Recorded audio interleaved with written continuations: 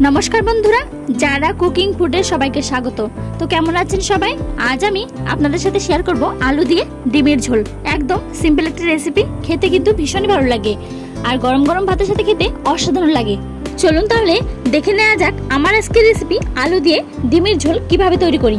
आलू दिए ডিমের झोल বানানোর জন্য আমি এখানে ডিমগুলোকে সেদ্ধ করে খোসা ছাড়িয়ে নিয়েছি আর নিয়েছি আমি বড় সাইজের আলু। আলুগুলোকে সেদ্ধ করে খোসা ছাড়িয়ে টুকরো করে কেটে নিয়েছি।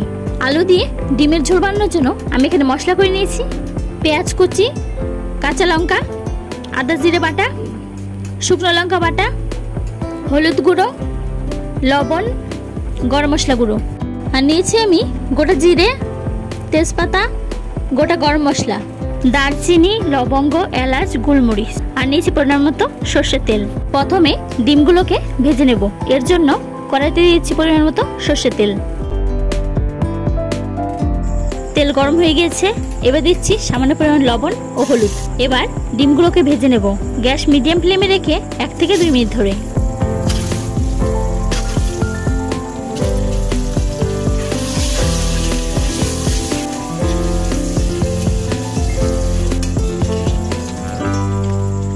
ডিমগুলোকে ভেজে নিয়েছি, এবার নামিয়ে নেব।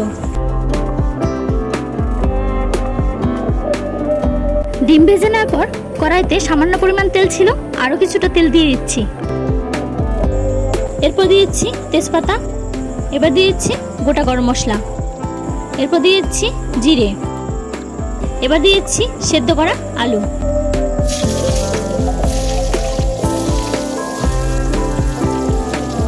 আলুগুলোকে ফোড়নের সাথে মিশিয়ে 1 থেকে 2 মিনিট ধরে ভেজে নেব গ্যাস মিডিয়াম ফ্লেমে রেখে।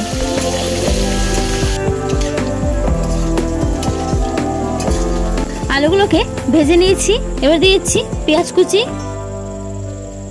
এরপর দিচ্ছি কাঁচা লঙ্কা, এরপর দিচ্ছি পরিমাণ মতো লবণ, এবার দিয়েছি হলুদ গুঁড়ো, এবার দিয়েছি শুকনো লঙ্কা বাটা। আলুগুলোকে মশলার সাথে মিশিয়ে 2 থেকে 3 মিনিট ধরে কষিয়ে নেব গ্যাস মিডিয়াম ফ্লেমে রেখে।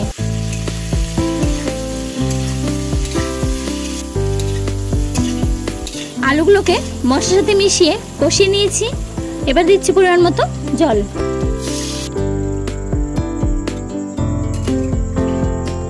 এরপর একটি ঢাকনার সাহায্যে ঢেকে দিব, হতে দিব 3 থেকে 4 মিনিট।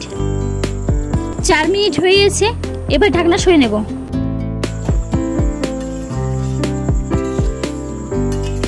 এরপর দিয়েছি ভেজে রাখা ডিম, এবার দিয়ে দিচ্ছি আদা জিরে বাটা। আদা জিরে বাটা ভালো করে মিশিয়ে নেব।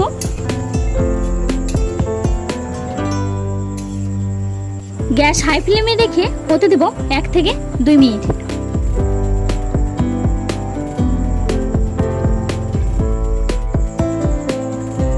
2 মিনিট হয়ে গেছে, গ্যাসের ফ্লেম অফ করে এবার উপর দিয়ে ছড়িয়ে দেব গরম মশলা গুঁড়ো। গরম মশলা গুঁড়ো ভালো করে ডিমের ঝোলের সাথে মিশিয়ে নেব।